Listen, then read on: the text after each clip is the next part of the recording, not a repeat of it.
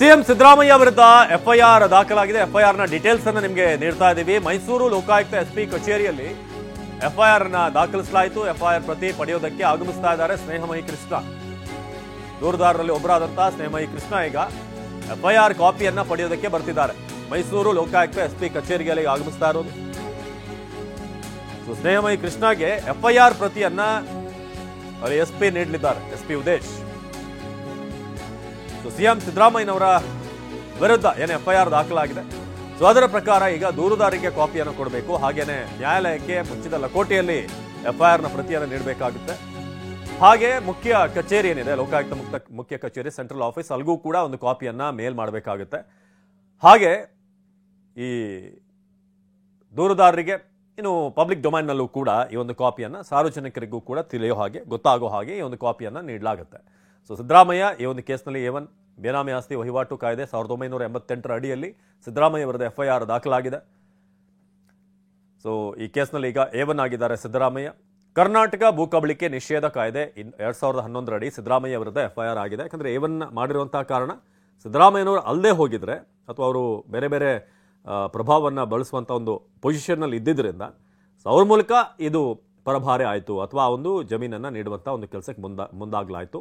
ಹಾಗಾಗಿ ಅವರೇ A1 ಆಗ್ತಾರೆ ಅನ್ನೋದು ಆರಂಭದಿಂದಲೂ ಕೂಡ ಕೋರ್ಟ್ನಲ್ಲೂ ಕೂಡ ಈ ದೂರುದಾರ ಪರವಾಗಿ ವಕೀಲರು ವಾದವನ್ನು ಮಾಡ್ಕೊಂಡು ಬಂದಿದ್ರು. ಸೊ ಇದೀಗ ನೀವು ಗಮನಿಸ್ತಿರೋ ಹಾಗೆ ಏನೆಲ್ಲ ಸೆಕ್ಷನ್ಗಳನ್ನು ಹಾಕಲಾಗಿದೆ, ಜೊತೆಗೆ ಯಾವುದರ ಅಡಿಯಲ್ಲಿ ಈ ಒಂದು ಎಫ್ಐಆರ್ ಅನ್ನು ದಾಖಲು ಮಾಡಲಾಗಿದೆ, ಅದರ ಬಗ್ಗೆ ಈಗ ಯಾವ ವಿಚಾರಕ್ಕೆ ಸಂಬಂಧಪಟ್ಟ ಹಾಗೆ ಅಂತ. ಇನ್ನೊಂದು ಕಡೆ ದೂರುದಾರ ಸ್ನೇಹಮಯಿ ಕೃಷ್ಣ ಎಫ್ಐಆರ್ ಪ್ರತಿಯನ್ನು ಪಡೆಯೋದಕ್ಕೆ ಮೈಸೂರು ಲೋಕಾಯುಕ್ತ ಪೊಲೀಸರ ಕಚೇರಿಗೆ ಆಗಮಿಸ್ತಾ ಇದ್ದಾರೆ. ಇನ್ನೇನು ಕೆಲವೇ ಹೊತ್ತಿನಲ್ಲಿ ಆ ಒಂದು ಕಾಪಿಯನ್ನು ಅವರಿಗೆ ನೀಡಲಾಗುತ್ತೆ.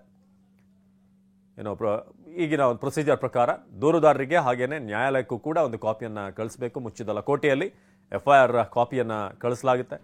ಸೊ ಹಾಗೆ ಕೇಂದ್ರ ಕಚೇರಿಗೂ ಕೂಡ ಎಫ್ಐಆರ್ ಪ್ರತಿಯನ್ನು ನೀಡಲಾಗುತ್ತೆ. ಸೊ ಇದೀಗ ದೂರುದಾರರಲ್ಲಿ ಈ TJ ಅಬ್ರಹಾಂ ಒಂದು ಕಡೆ, ಅದಾದ್ಮೇಲೆ ಪ್ರದೀಪ್ ಕುಮಾರ್, ಸ್ನೇಹಮಯಿ ಕೃಷ್ಣ ಈಗ ಈ ಕೇಸ್ ಸಂಬಂಧಪಟ್ಟಾಗಿ ಈಗ ಎಫ್ಐಆರ್ನ ಆ ಕಾಪಿಯನ್ನು ಪಡೆಯೋದಕ್ಕೆ ಮುಂದಾಗ್ತಿದ್ದಾರೆ. ಸೊ ಏನೆಲ್ಲ ದೂರುಗಳನ್ನ ಮಾಡಿದ್ರು, ಸೊ ಅದಕ್ಕೆ ಸಂಬಂಧಪಟ್ಟ ಹಾಗೆ ಇಲ್ಲಿ ಫೋರ್ಜರಿ ಆಗಿದೆ ಅಂತ ದೂರು ಹಾಕಿದ್ರು. ಫೋರ್ಜರಿ ಮಾಡಿದ್ದಕ್ಕೆ ಏನೇನು ಶಿಕ್ಷೆ ಅನ್ನೋದ್ರ ಬಗ್ಗೆ ಕೂಡ, ಮಾಡಿದ್ದಾರೆ ಏನು ಶಿಕ್ಷೆ ಅನ್ನೋದ್ರ ಬಗ್ಗೆ ಕೂಡ ನಾವು ಮಾಹಿತಿಯನ್ನು ನೀಡ್ತಾ ಇದ್ದೀವಿ. 5 ವರ್ಷ ಜೈಲು ಅಥವಾ ದಂಡ. ಇನ್ನು ವ್ಯಕ್ತಿಯೊಬ್ಬನನ್ನ ನಿರ್ಬಂಧಿಸೋದು, ಇದರ ಬಗ್ಗೆ ಕೂಡ ಈಗ ಆ ದೂರಿನಲ್ಲಿ ಉಲ್ಲೇಖ ಮಾಡಲಾಗಿತ್ತು. ದೂರುದಾರ ಕೊಟ್ಟಂತ ಕಂಪ್ಲೇಂಟ್ನಲ್ಲಿ ಅಲ್ಲಿ ನಿರ್ಬಂಧಿಸುವಂತ ಕೆಲಸ ಆಗಿದೆ ಸಿಎಂ ಕಡೆಯಿಂದ ಅಂತ. ಏನಾದರೂ ಈ ಕೇಸ್ನಲ್ಲಿ ಮುಂದುವರೆದ್ರೆ ದಾಳಿ ಮಾಡುವಂತ ಭಯ ಹುಟ್ಟಿಸುವಂಥದ್ದು, ಇದು ಕೂಡ IPC ಸೆಕ್ಷನ್ 351 ಪ್ರಕಾರ ಅದರ ಅಡಿಯಲ್ಲಿ ಈಗ ಮೆನ್ಷನ್ ಮಾಡಲಾಗಿದೆ. ಇನ್ನು IPC 9 ಲಂಚ ಸ್ವೀಕಾರ ಅಥವಾ ಲಂಚ ನೀಡಲು ಶಿಕ್ಷೆ, ವೈಯಕ್ತಿಕ ಪ್ರಭಾವ, ಇನ್ಫ್ಲುಯೆನ್ಸ್ ಏನಾದರೂ ಮಾಡಿದ್ರೆ ಆಗ ಆ ಒಂದು ಸೆಕ್ಷನ್ನಲ್ಲಿ ಬರುತ್ತೆ. ಇನ್ನು IPC 120B ಬಹಳ ಹೆಚ್ಚು ಪ್ರಚಲಿತವಾಗಿರುವಂತಹ ಸೆಕ್ಷನ್ಗಳಲ್ಲೊಂದು. ಕ್ರಿಮಿನಲ್ ಪಿತೂರಿ, ಒಳಸಂಚು, ಜೀವಾವಧಿ ಶಿಕ್ಷೆ ಕೊಡುವವರೆಗೂ ಕೂಡ ಅವಕಾಶ ಇದೆ ಇದರಲ್ಲಿ. ಇನ್ನು IPC 166 ಪ್ರಕಾರ ಸರ್ಕಾರಿ ಸೇವಕನಿಂದ ಏನು ಕಾನೂನು ಉಲ್ಲಂಘನೆ, ಯಾರಾದರೂ ಒಂದು ಸರ್ಕಾರಿ ಸೇವಕನಾಗಿದ್ದಂತಹ ಸಂದರ್ಭದಲ್ಲಿ ಕಾನೂನು ಉಲ್ಲಂಘನೆ ಮಾಡಿದರೆ ಆ ಒಂದು ಸೆಕ್ಷನ್ ಅಡಿಯಲ್ಲಿ ಪ್ರಕರಣ ದಾಖಲು ಮಾಡಲಾಗುತ್ತೆ. ಸೊ ಸಿಎಂ ಸಿದ್ದರಾಮಯ್ಯನವರ ವಿಚಾರವಾಗಿ ಹೈಕೋರ್ಟ್ ಈ ಒಂದು ವಾದ ಪ್ರತಿವಾದವನ್ನು ಆಲಿಸಿ ನಂತರ ಆದೇಶವನ್ನು ಪ್ರಕಟ ಮಾಡಿತ್ತು. ಗವರ್ನರ್ ಪ್ರಾಸಿಕ್ಯೂಷನ್ಗೆ ಅನುಮತಿ ಕೊಟ್ಟಿರೋದ್ರಲ್ಲಿ ಯಾವುದೇ ತಪ್ಪಿಲ್ಲ ಅನ್ನೋದನ್ನ ಎತ್ತಿ ಹಿಡಿದಿತ್ತು. ಸೊ ಅದಾದ ನಂತರ ಆರಂಭದಲ್ಲೇ ಒಂದು ಹಿನ್ನಡೆ ಸಿದ್ದರಾಮಯ್ಯನವರಿಗಾಯಿತು. ಆದರೂ ಕೂಡ ಓಕೆ, ನಾವು ಮುಂದಿನ ಏನು ಹೋರಾಟ ಇರುತ್ತೆ ಅದನ್ನು ನಾವು ಮಾಡ್ತೀವಿ ಅಂತ ನಿನ್ನೆ ಕೂಡ ಸಚಿವ ಸಂಪುಟ ಈ CBIಗೆ ಇರುವಂಥ ಹಕ್ಕೇನಿದೆ ಅದನ್ನು ಕೂಡ ಈಗ ಮೊಟಕುಗೊಳಿಸಿದೆ. ಹಾಗಾಗಿ ಏನಾದರೂ CBI ತನಿಖೆ ಮಾಡಬೇಕಾದ್ರೂ ಕೂಡ ಅಲ್ಲಿ ಪರ್ಮಿಷನ್ನ ಪಡಿಬೇಕಾಗುತ್ತೆ. ಸೊ ಇನ್ನು ಬಹಳ ಮುಖ್ಯವಾಗಿ ಈಗ ಈ ಎಫ್ಐಆರ್ನಲ್ಲಿ ಏನೇನು ವಿಚಾರ ಇದೆ ಅನ್ನೋದ್ರ ಬಗ್ಗೆ ನಿಮಗೆ ತಿಳಿಸ್ತಾ ಹೋಗ್ತಿದ್ದೀವಿ. ಬುಡಾ ಪ್ರಕರಣದಲ್ಲಿ ಸಿಎಂ ಸಿದ್ದರಾಮಯ್ಯ ವಿರುದ್ಧ ಎಫ್ಐಆರ್ ದಾಖಲಾಗಿದೆ. ಬಹಳಷ್ಟು ಜನರಿಗೆ ಪ್ರಶ್ನೆ ಇರುತ್ತೆ, ಎಫ್ಐಆರ್ ಆದಮೇಲೆ ಏನಾಗುತ್ತೆ, ಮುಂದೆ ಏನು ಅಂತ.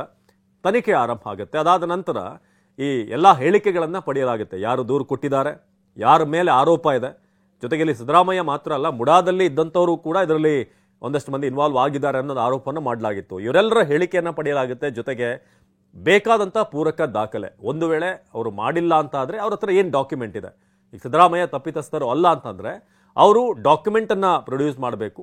ಹಾಗೇನೆ ಹೇಳಿಕೆ ಅವರು ವಿಚಾರಣೆಗೆ ಕರೆದಾಗ ಸಿದ್ದರಾಮಯ್ಯ ಹಾಗೇನೆ ಅವರ ಪತ್ನಿ ಪಾರ್ವತಿ ಇರ್ಬೋದು, ಯಾರು ಉಳಿದಂಥವ್ರು ಯಾರ್ಯಾರಿದ್ದಾರೆ ಹೆಸರು ಉಲ್ಲೇಖ ಆಗಿದೆ.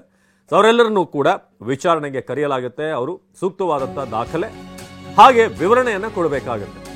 ಏನು ತಪ್ಪಾಗಿಲ್ಲ ಅವರ ಕಡೆಯಿಂದ, ಇದು ತಪ್ಪು ಮಾಡಿದ್ದಾರೆ ಅಂತ ಆರೋಪ ಮಾಡ್ತಿರುವಂಥ ದೂರುದಾರರು ಕೂಡ ಮಾಹಿತಿಯನ್ನು ನೀಡಬೇಕಾಗುತ್ತೆ.